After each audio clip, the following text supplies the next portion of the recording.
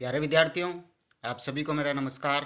मैं डॉक्टर नेमीचंद कुमावत, सहायक आचार्य हिंदी विषय, राजकीय महाविद्यालय की आपके एस बीए पार्ट सेकेंड विषय हिंदी साहित्य के प्रथम प्रश्न पत्र की आज की इस ऑनलाइन कक्षा में मैं आप सभी का हार्दिक अभिनंदन और स्वागत करता हूं।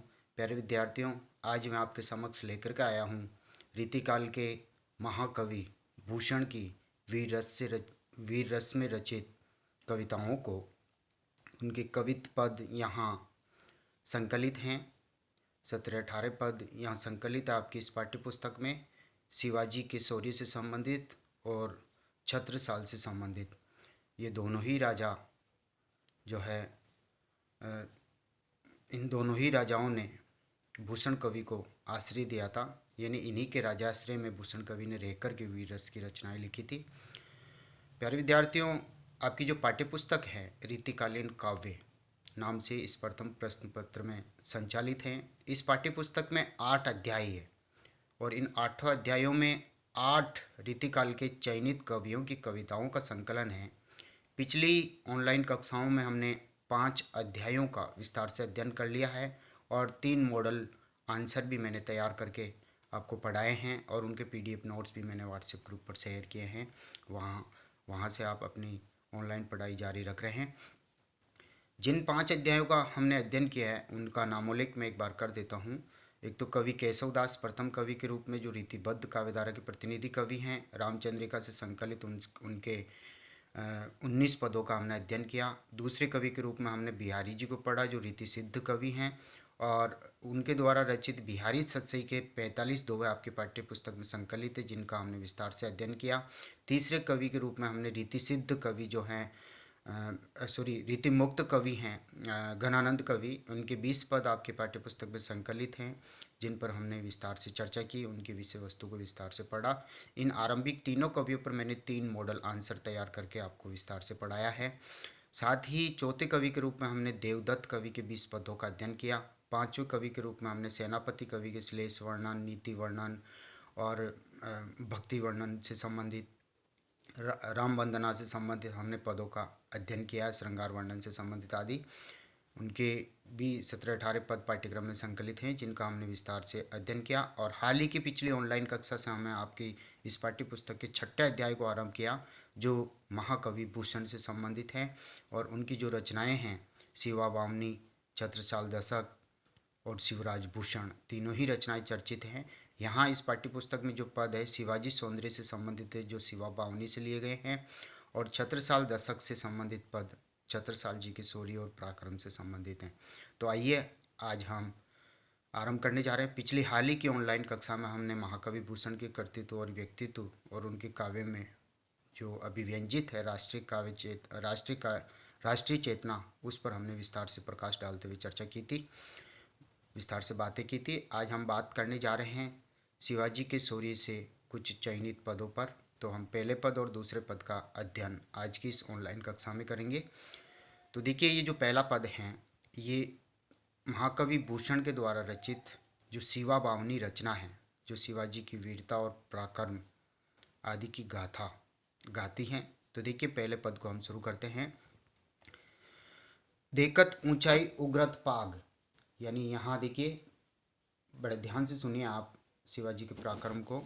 तो शिवाजी की वीरता का चित्रण यहाँ है। शिवाजी की जो सेना है उसकी वीरता और उसके पराक्रम का वर्णन इस चयनित अंश में है, क्योंकि वो बहुत दुर्गम, जहाँ आसानी से जाया नहीं जा सकता, ऐसे दुर्गम किलों को उन्होंने घनी अंधेरी रातों में जीत लिया है। जहाँ दिन के उजाले में भी साहसी व्यक्ति और पराक्रमी व्यक्ति ही उन किलों पर चढ़ सकते हैं, ऐसे किलों को उन्होंने शिवाजी के प्रताप से, उनके प्रभाव से, उनके आदेश और आज्ञा से उन्होंने मावली जाति के जो सैनिक है, वहाँ पहाड़ी जाति के सैनिक, उन सैनिकों ने घनी अंधेरी रातों में भी उन किलों पर परनालों के सहायता से चढ़ाई करके उनको जीत लिया। तो शिवाजी के प्रभाव से, शिवाजी के पराक्रम से, उनकी सेना की जो वीरता, शौर्य आदि का चित्रण इस पद में है। तो देखिए, हम आरंभ करते हैं।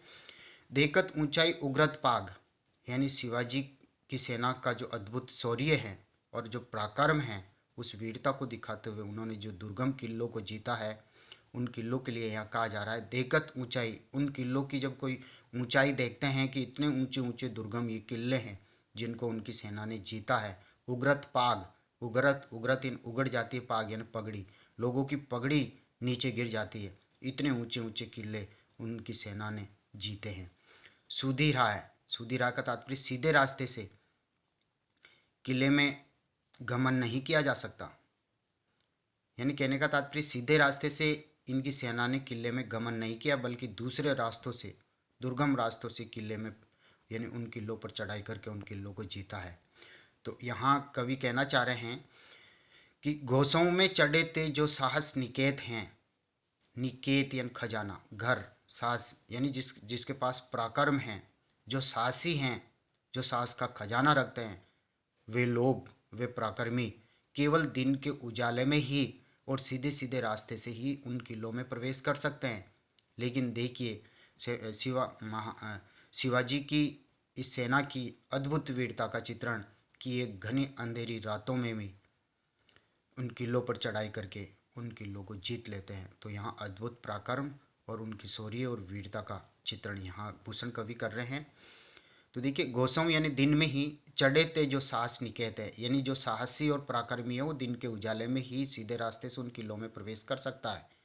लेकिन शिवाजी की अद्भुत इस सेना और अद्भुत उनके शौर्य और वीरता से ही उन्होंने घनी अंधेरी रातों में इन किलों को जीता है। तो देखिए तीसरी पंक्ति को देखिए, शिवाजी हुक्म तेरो, अर्थात हे शिवाजी, हे महाराज, हे आश्रयदाता, हे अन्नदाता, आपकी आज्ञा मात्र से, आपकी आज्ञा पा करके तेरो पाई पेदलन सलहेरी परनालो ते वे जीते जनु खेत हैं। जनु यानी उत्प्रेक्षा अलंकार का प्रयोग करते हुए यहाँ संभावना व्यक्त करते हुए कवि यहाँ कह रहे हैं कि हे शिवाजी, आपकी आज्ञा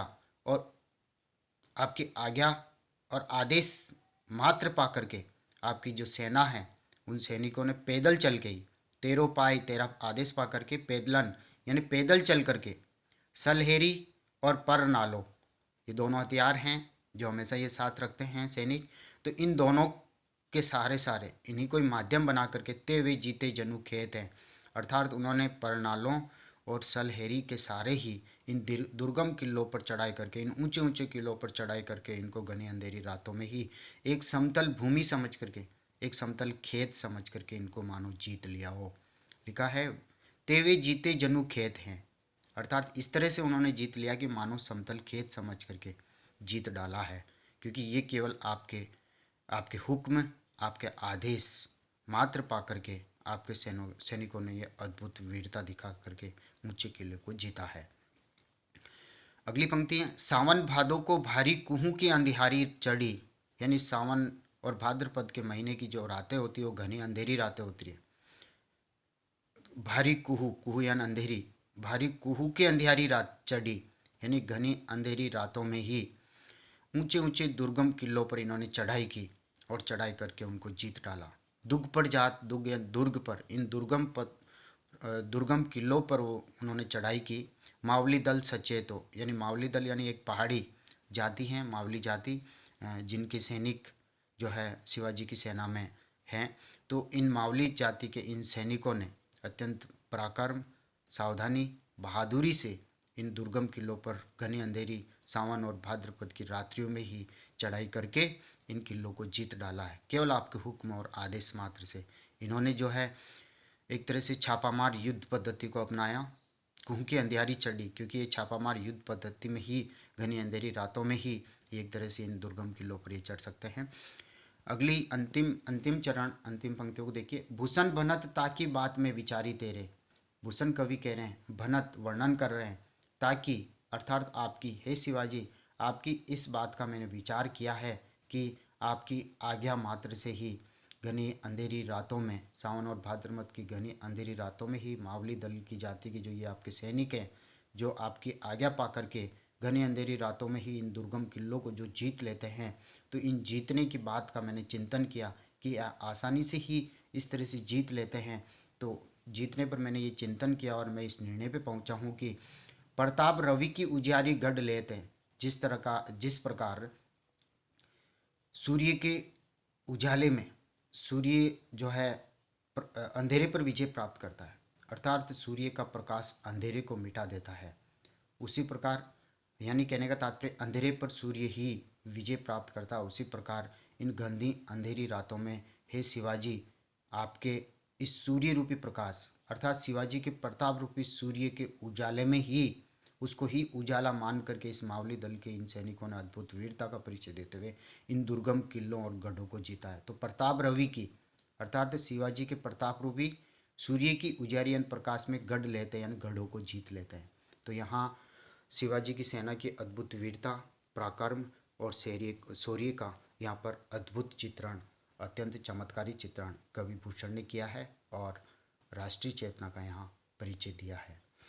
अगले पद की ओर हम आगे बढ़ते हैं। अगले पद में देखिए, पूरब के उत्तर के प्रबल पछाहू के सब पातशाहीन के गढ़ कोट हरते, हरते यानी हरण करते। अब यहाँ एक तरह से दोहरा अर्थ भी लेंगे हम, क्योंकि दोहरा अर्थ यहाँ निकल भी रहा है। यहाँ महाराज शिवाजी के पराक्रम के समक्ष, उनकी वीरता के समक्ष औरंगजेब की यानी मुगलों की जो सेना है उनमें हताशा का चित्रण यहाँ किया है। औरंगजेब के दरबार के जो मंत्रीगण हैं वो शिवाजी के प्रताप का यहाँ वर्णन कर रहे हैं उनके समक्ष, क्योंकि औरंगजेब ने शिवाजी पर आक्रमण करने के लिए चढ़ाई करने का आदेश दिया, हुक्म दिया है, और उससे वो घबरा गए हैं, वो हताश और निराश हैं, और वो औरंगजेब से कह रहे कि हम राज आज्ञा के लिए मना नहीं कर रहे, हम आपके राज के नौकर हैं, हम सब कार्य कर सकते हैं, लेकिन शिवाजी पर आक्रमण करने की आप जो बात कह रहे हैं तो हम वहाँ जो प्रवेश कर गया वो बच करके कभी नहीं निकलता है, इसलिए हम थोड़े और रुकते तो हम और अधिक आपके लिए राज कार्य करते। तो देखिए हताशा का चित्रण यहाँ है। पूरब के अर्थात पूर्व दिशा के जितने भी बादशाह हैं, पूर्व दिशा के, उत्तर दिशा के और प्रबल पछाएं पश्चिम दिशा के जितने भी बादशाह हैं, उन सब के हम आपके आदेश से गढ़ों और किलों को हम जीत लेते हैं, हमारे अधिकार में कर लेते हैं। कहने का तात्पर्य है औरंगजेब, हे साहब, आपके आदेश मात्र से हम पूर्व पश्चिम उत्तर तक के सभी बादशाहों के किलों को हम जीत लेते हैं, उन पर एकाधिकार कर लेते हैं।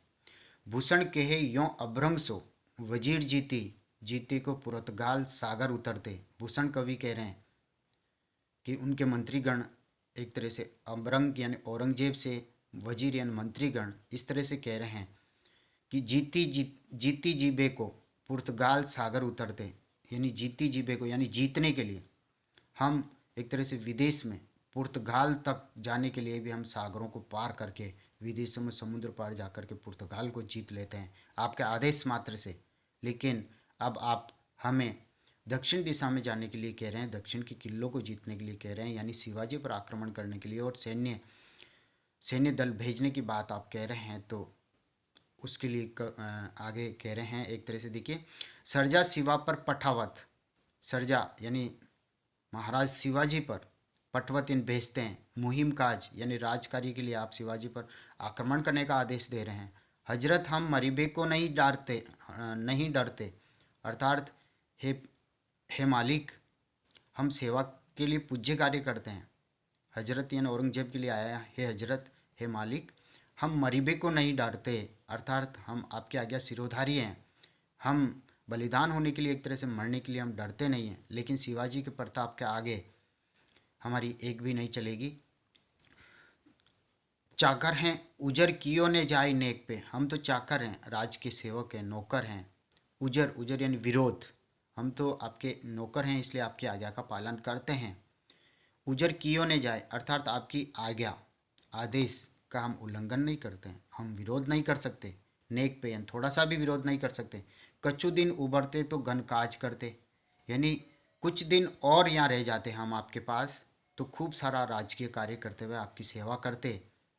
कुछ दिन उबरते यानी बच जाते, जीवित बचेंगे तो घन काज करते यानी खूब सारा राजकार्य करते, यानी शिवाजी के आगे हम बच नहीं सकते, हम उनसे भयभीत हैं। एक तरह से शिवाजी दक्षिण में जो प्रवेश कर गया वो बच करके कभी नहीं निकलेगा।